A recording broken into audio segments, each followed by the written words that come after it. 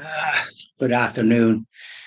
Good afternoon. John Augustin here. Hope I find you well after the day. A bit on the dull side, wasn't it? It wasn't frosty. Cool enough, though, at the same time.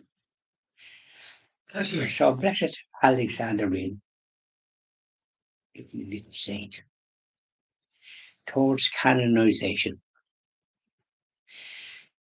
The new Alexandrina's death spread quickly throughout Portugal,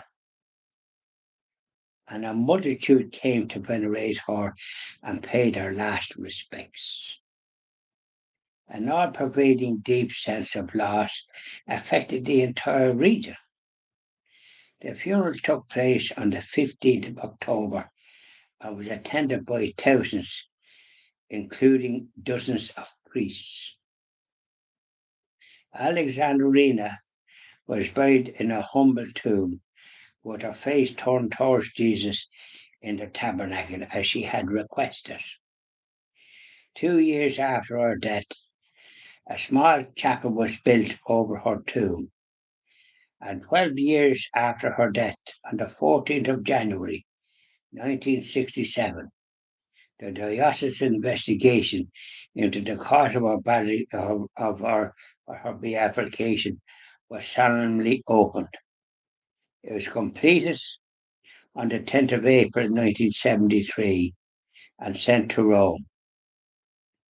In 1978, the diocese transferred Alexandrina's remains from the small chapel to a place of honour inside the parish church of St. Eulalia, next to the high altar where her remains are kept to this day. She had previously predicted that her body would turn to ashes without decomposing, and when she was disinterred, this was indeed found to be the case. There was no body of bones, just ashes.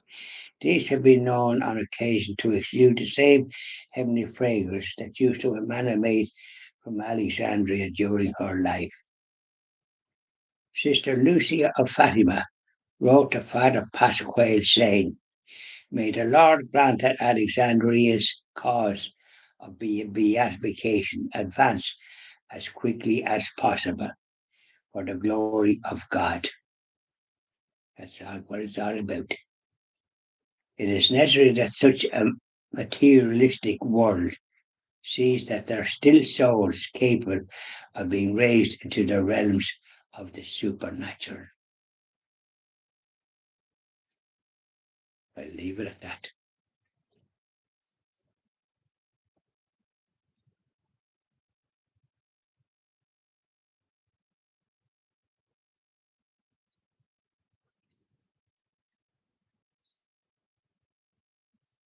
There she is. Yeah, she's a lovely little saint. You'd be Saint Alexandrina I hope in my lifetime. Yeah.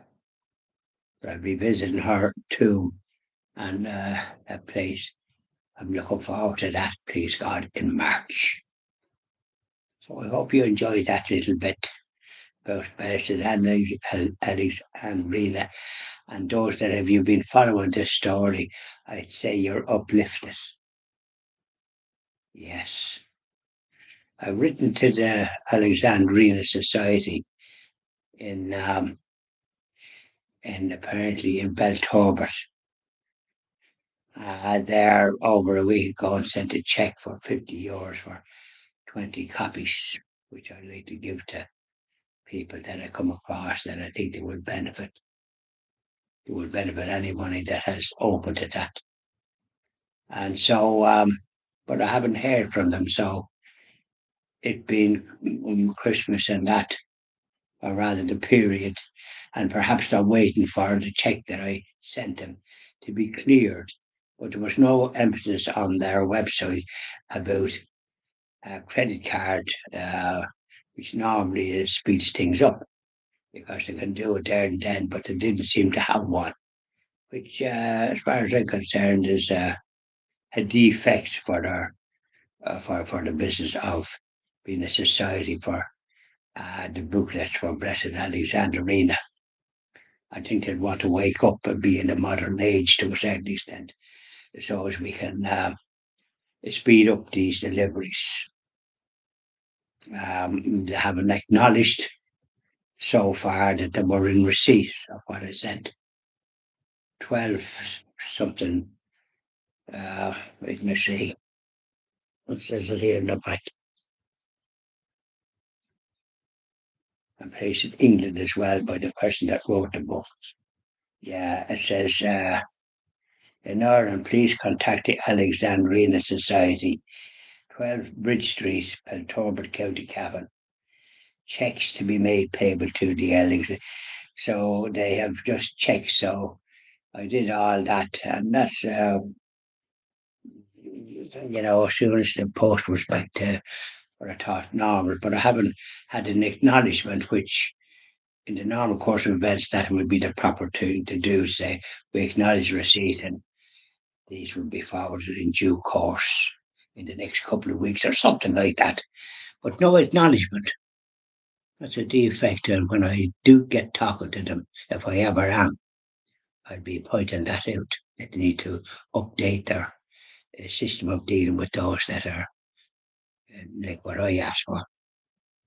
Bye now.